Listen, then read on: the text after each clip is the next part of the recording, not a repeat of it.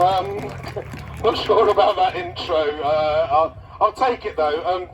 As the speeches were going past, I was thinking, oh, I'm on a bit, and these really good people are saying these really good things, and I'm going to have nothing left, which I'm afraid is the case. But so I'm not going to keep you here long. I think it's amazing. Again, I know I say that a lot.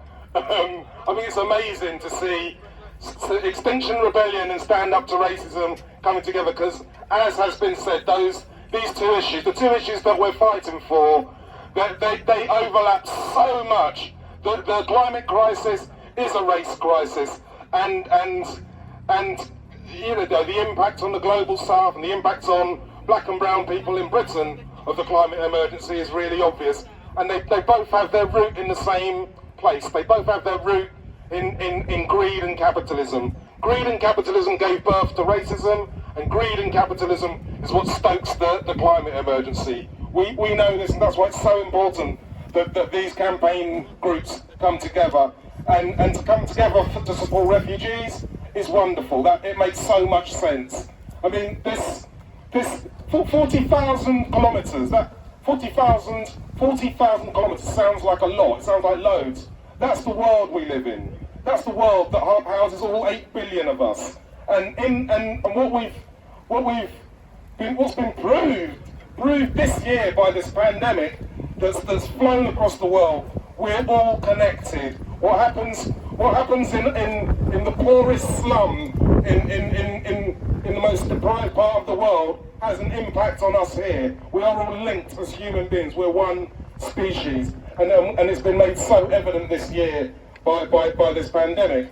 For 400 years, people from this little island have jumped in ships and gone all around the world, leaving a sort of trail of misery and destruction in their path.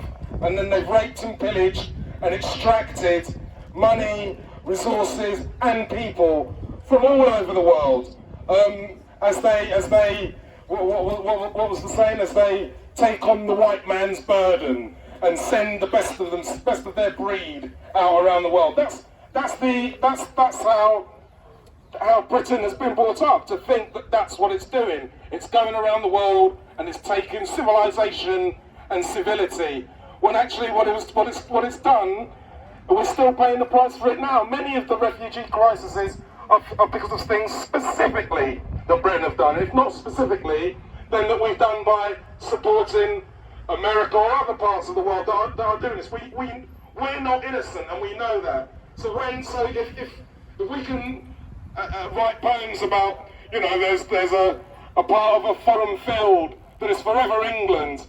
You know what? Damn right. Then the people that were on that foreign field, they can come here and demand their stuff back. It's absolutely right. And we have the fact that Priti Patel and the likes of her feel that they're trying to engender this Englishness, and it's no joke it's no accident that they use people of colour to do it. It's no accident that the Tories will always get the most racist stuff coming out of black and Asian people's mouths, because they know it gives them a kind of security to say things. It gives them a blanket against the criticism they're going to get. But we see through you. We see through Priti Patel. We see through Kerry Badenoch. You know, all my skin folk aren't my kinfolk. I'm sorry to say it. You don't get to use your skin to cover you up for saying the most disgusting racist stuff. Sticking people on boats and sticking people on islands in the Ascension. No, that's not what we are. That's not what Britain does.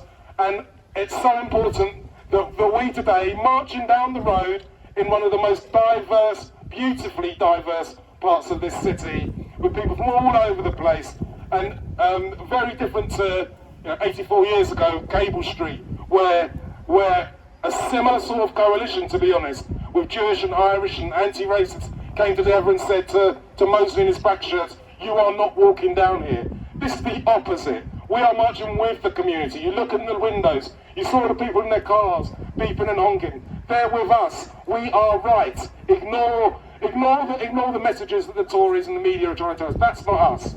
This is our country, and we are demanding that our country welcomes refugees. And thank you so much for coming. I'm going to leave everyone to... Thank you. Nice one.